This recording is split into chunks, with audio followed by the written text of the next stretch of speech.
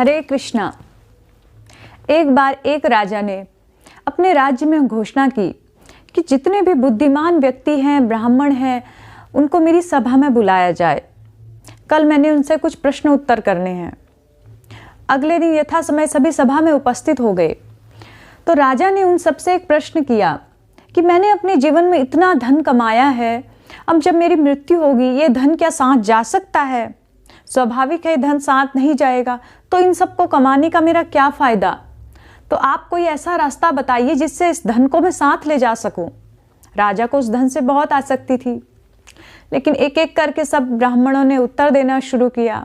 सब ने यही कहा कि राजा जी, आप धन क्या, एक सुई भी नहीं, सुई भी दूर की बात, अपना इस शरीर भी आप शमशान में जला देंगे, हमारा शरीर भी साथ में नहीं जाता है, तो मृत्यु के बाद धन जाना तो बहुत दूर की बात रही, अर्थात ये असंभव है।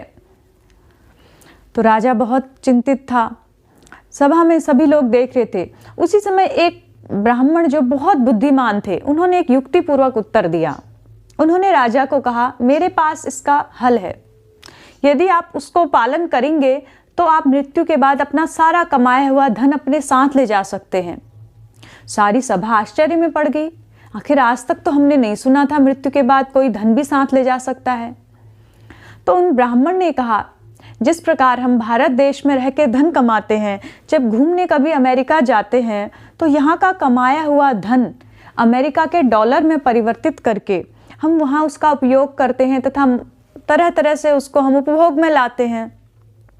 ठीक उसी प्रकार इस जीवन में हमने जितना भी धन कमाया हुआ है, यदि उसको हम भगवान की सेवा में, साधु की सेवा में, ब्राह्मण की सेवा में, गौ की सेवा में तथा धर्म की सेवा में लगाते हैं, तो जब हमारी मृत्यु होती है, हमारा शरीर यहाँ छूटता है, तो वो सारा कमाया हुआ धन जो भी हमने धर्म की सेवा में लगाया था, तो जब हम परलोक में जाते हैं तो वहाँ की करेंसी के रूप में, जो वहाँ की मुद्रा जो भी चलती है, जिस भी लोक में हम जाएंगे तो उस रूप में हमको प्राप्त होती है।